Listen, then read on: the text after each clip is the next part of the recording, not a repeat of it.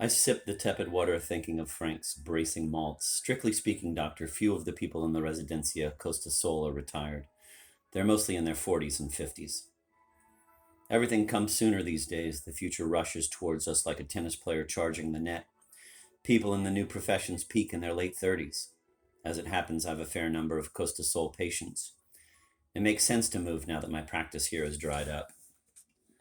So the residents of Estrella de Mar are made of sturdier stuff, few conflicts or psychic stresses?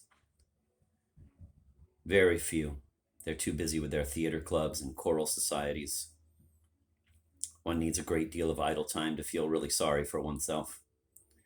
There's something special in the air here, and I'm not thinking of your hang glider. But you do mean Bobby Crawford. Sanger stared at the rim of his glass as if searching for his reflection in the crazed surface. Crawford, yes. He's a remarkable man, as you've seen.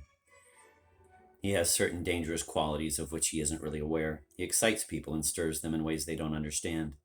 But on the whole, he's a force for good.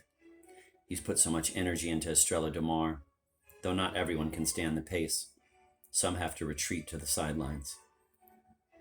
Some, like B.B. Jansen, Sanger turned to stare at the patio, where a deck chair waited by the pool.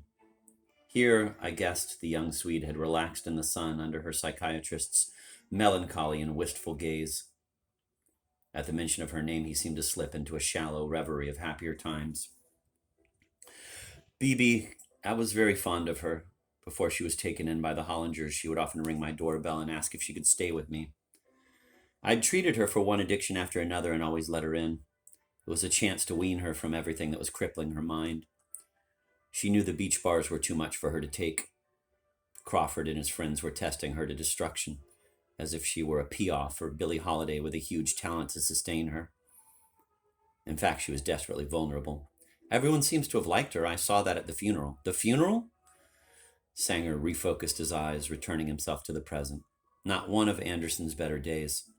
A sweet boy, the last of the hippies who found that he was a talented mechanic. She reminded him of his teenage years, backpacking in Nepal. He wanted Bibi to remain a child, living on the beach like a gypsy. He felt she belonged there. Perhaps the world needs a few people ready to burn themselves out. By the way, Anderson thinks you were the father of her child.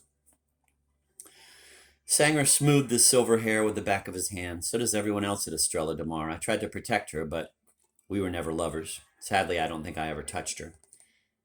They say you sleep with your patients. But Mr. Prentice, Sanger seemed surprised by my naivete. My patients are my friends. I came here 6 years ago when my wife died. The women I met asked me for help. They were drinking too much, addicted to sleeping pills, but never getting any real sleep. Some of them had traveled to the far side of boredom. I went after them and brought them back and tried to give their lives some meaning. For one or two, that meant a personal involvement. With others, BB and the Hollinger's niece, I was no more than a guide and counselor. Anne Hollinger? I grimaced at the memory of the gutted bedroom. You didn't bring her back. She was a heroin addict. Absolutely not, Sanger spoke sharply, as if correcting an incompetent junior. She was completely clear, one of the clinic's few successes, I can assure you. Doctor, she was shooting up at the time of the fire. They found her in the bathroom with a needle in her arm. Sanger raised his pale hands to silence me. Mr. Princess, you rush to judgment. Anne Hollinger was a diabetic. What she injected into herself was not heroin, but insulin. Her death was tragedy enough without further stigmatizing her. I'm sorry. For some reason, I took it for granted. Paula Hamilton and I visited the house with Cabrera. She assumed that Anne had relapsed. Dr. Hamilton no longer treated her. There was a coldness between the two women, which I can't explain. Anne's diabetes was diagnosed in London 6 months ago. Sanger stared bleakly at the sun setting above the miniature garden, with its drained pool like a sunken altar. After all she endured, she had to die with Bibi in that senseless fire. It's still hard to believe that it ever happened. And even harder to believe that Frank was behind it? Impossible, Sanger spoke in measured tones, watching me for my response. Frank is the last person in Estrella de Mar who could have started that fire. He loved ambiguity and sentences that end in question marks. The fire was too definite an act. It stops all further discussion of anything. I knew Frank well. We played bridge together at the Club Nautico in the early days. Tell me, did Frank steal as a child? I hesitated, but Sanger had slipped the question in so casually that I almost warmed to him. Our mother died when we were young. It left us a broken family. Frank was desperately unsettled. He did steal? It brought us together. I'd cover up and try to take the blame. Not that it mattered. Our father rarely punished us. And you never stole yourself? No. I think Frank was doing that for me. And you envied him. I still do. It gave him a kind of freedom I didn't have. And now you're again assuming your child role, rescuing Frank from another of his scrapes. I knew that from the start. The curious thing is that part of me suspects he may have started the Hollinger fire.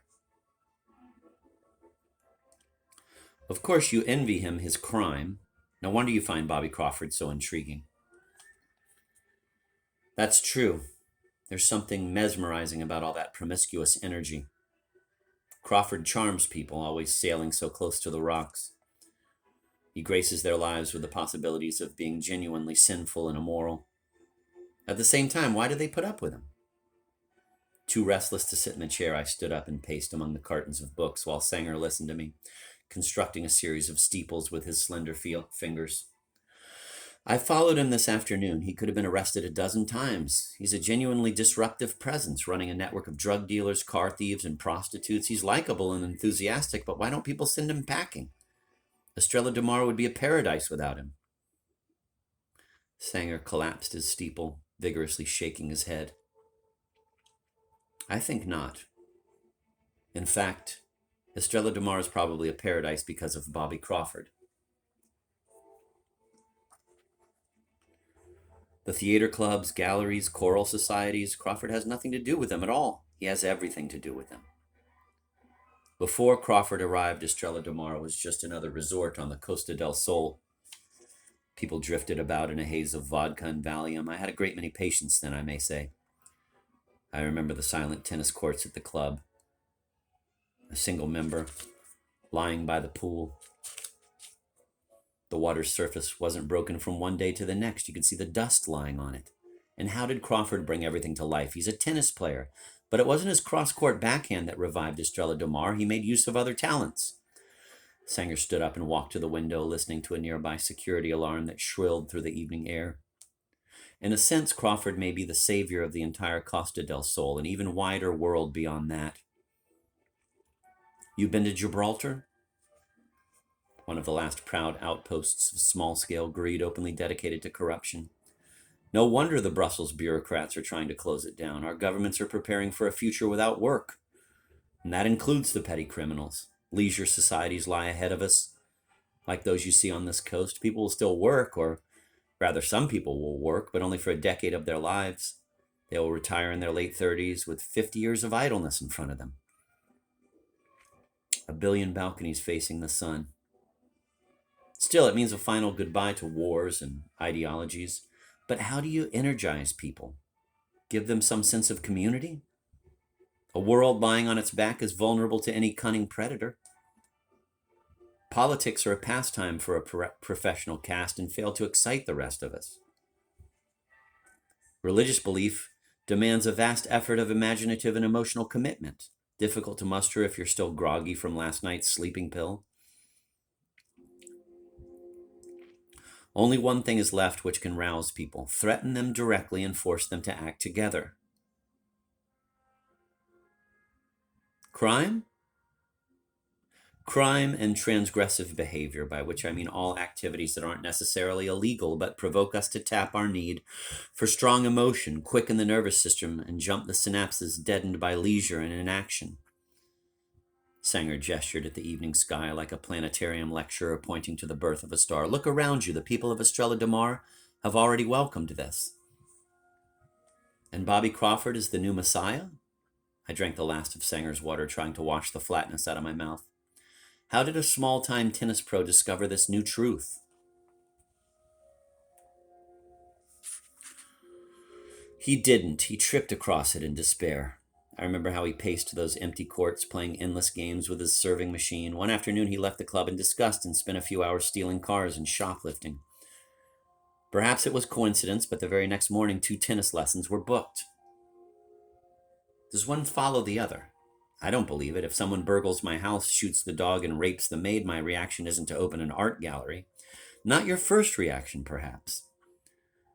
But later, as you question events in the world around you, the arts and criminality have always flourished side by side. I followed him to the door and waited while he telephoned for a taxi. As he spoke, he watched himself in the mirror, touching his eyebrows and adjusting his hair like an actor in his dressing room. Was he telling me that Bobby Crawford had started the fire at the Hollinger house and had in some way forced Frank to be a scapegoat?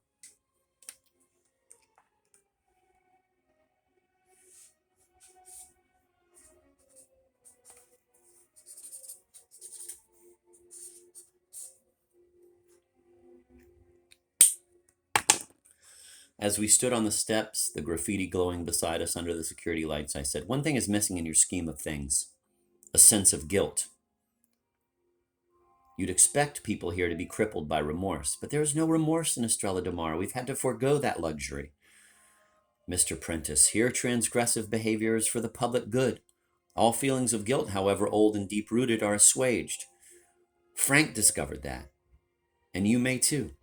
I hope I do. One last question. Who killed the Hollingers? Bobby Crawford? He has a taste for fire." Sanger's nose was lifted to the night air. He seemed sensitive to every sound, to every squeal of brakes and blare of music. I doubt it. That fire was too destructive. Besides, he was very fond of Bibi and Anne Hollinger. He disliked the older couple? Even so, Sanger steered me across the gravel as the taxi's headlights swept the drive. You won't find who was responsible by looking for motives. In Estrella DeMar, like everywhere in the future, crimes have no motives. What you should look for is someone with no apparent motive for killing the Hollingers.